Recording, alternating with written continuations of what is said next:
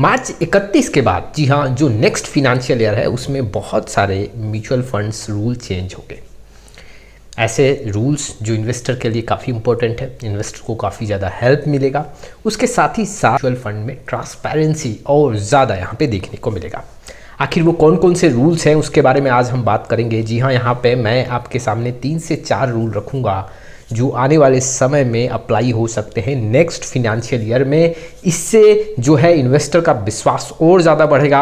चलिए जानते हैं कि आखिर वो कौन कौन से रूल हैं जो नेक्स्ट फिनेंशियल ईयर में यहाँ पे अप्लाई हो सकते हैं। ये भी जो है टाइम टू टाइम कुछ यहाँ पे अपडेशन लेके आती है जिससे इन्वेस्टर का इंटरेस्ट काफ़ी सिक्योर हो, ट्रांसपेरेंसी भी यहाँ पे ज़्यादा देखने को मिले। कई ऐसे रूल्स हैं जिससे आप ऑलरेडी वाकिफ हो गए, लेकिन ये जो रूल्स हैं 2025 और 26 के फिनेंशियल ईयर में स्टार्ट होगा। मार्च 31 के बाद ऐसे रूल्स जी हाँ अप्लाई हो जाएंगे। सबसे फर्स्ट जो रूल मैं आपको बताता हूँ, एनएफओ का फंड्स है उसको यहाँ पे इन्वेस्टमेंट करने का जो अब एएमसी को समय दिया गया है वो 30 दिन का समय दिया गया है। देखो, अगर देखा जाए तो बहुत ऐसे एएमसी हैं जो एनएफओ लेके आती है और इन्वेस्टर से यहाँ पे बहुत बड़े बड़े अमाउंट का कलेक्शन जाता है और उसके बाद उस पैसे को जो एएमसी है वो काफ़ी समय लेती है इन्वेस्टमेंट करने में, जी हाँ, डिप्लॉय करने में। और उससे क्या होता है कि इन्वेस्टमेंट का पैसा यहाँ पे इन्वेस्ट ही नहीं होता है, जिससे इन्वेस्टर्स को रिटर्न काफ़ी ज़्यादा नहीं मिल पाता है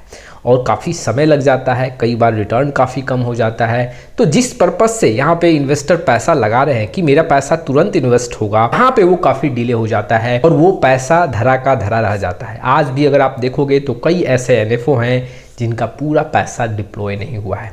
अब नेक्स्ट फिनेंशियल ईयर में यहाँ पे मार्च 31 के बाद जी हाँ एएमसी को 30 दिन का समय मिलेगा और 30 दिन के अंदर जो भी एनएफओ में कलेक्शन हुआ है उसको डिप्लॉय करना पड़ेगा। अदरवाइज यहाँ पे कुछ फाइन भी लग सकता है एएमसी के ऊपर, और अगर कुछ रीजंस है तो एएमसी को यहाँ पे वो रीजंस सेबी के पास लेके आना पड़ेगा। कुछ समय दिया जा सकता है, लेकिन अगर यहाँ पे एएमसी बार बार उस समय को बीच करती है तो वहाँ पे बहुत बड़ा फाइन एएमसी पे लग सकता है। जो रूल है वो mandate for AMC employ, AMC के एम्प्लॉय हैं उनको भी कुछ ना कुछ परसेंट जो भी म्यूचुअल फंड से वो जुड़े हुए हैं वहाँ पे इन्वेस्टमेंट करना ही पड़ेगा। और कुछ इसके रूल्स हैं, जी हाँ, डिपेंड करता है कि वो जो एम्प्लॉय है वो किस रोल या पोजीशन पे है, उसके अकॉर्डिंग जी हाँ एएमसी में कुछ ना कुछ यहाँ पे या फंड में कुछ ना कुछ आप वहाँ पे कुछ परसेंटेज इन्वेस्टमेंट करना पड़ेगा।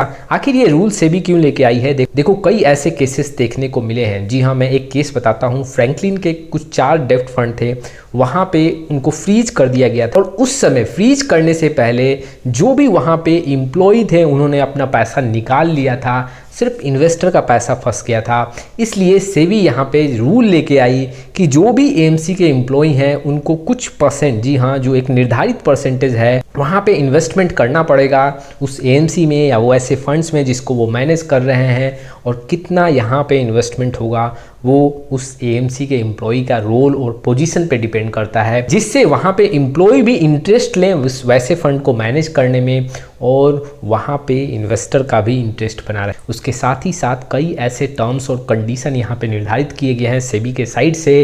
पैसा विड्रॉ करने के भी कई टर्म एंड कंडीशन हैं। अगर आप एम्प्लॉय हैं, अगर आप पैसा लगा भी दिए हैं तो उसके भी कुछ टर्म एंड कंडीशंस हैं। अगले पॉइंट की बात करूं तो स्ट्रेस टेस्ट को लेके यहाँ पे अब एएमसी को फंड का भी कुछ यहाँ पे ब्यौरा देना पड़ेगा।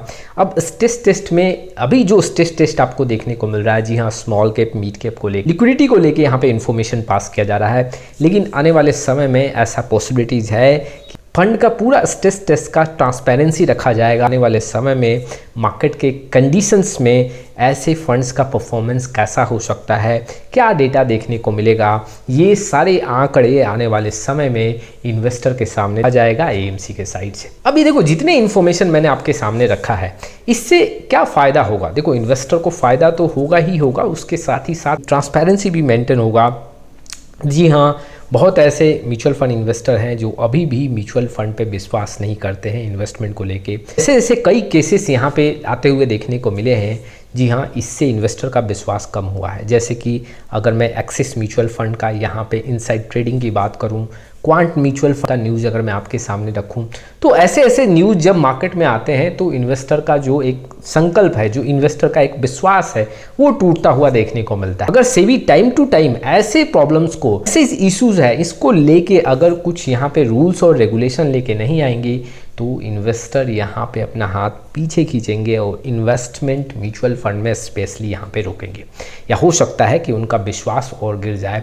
और इसीलिए टाइम टू टाइम से भी ऐसे डिसीजन लेके आती है जिससे इन्वेस्टर का भी विश्वास बना रहे और यहाँ पे ट्रांसपेरेंसी भी काफ़ी ज़्यादा मेंटेन हो। आपका क्या राय है इस वीडियो को लेके कमेंट बॉक्स में जरूर आए। आप में से बहुत ऐसे इन्वेस्टर हैं जिनको पोर्टफोलियो रिव्यू और डिज़ाइन को लेकर प्रॉब्लम है, डिस्क्रिप्शन बॉक्स में आए, डिटेल चेक करें और व्हाट्सएप नंबर के थ्रू आप हमारे साथ जुड़ सकते हैं। फिर मिलेंगे एक नए वीडियो के साथ, तब तक के लिए जय हिंद, जय भारत।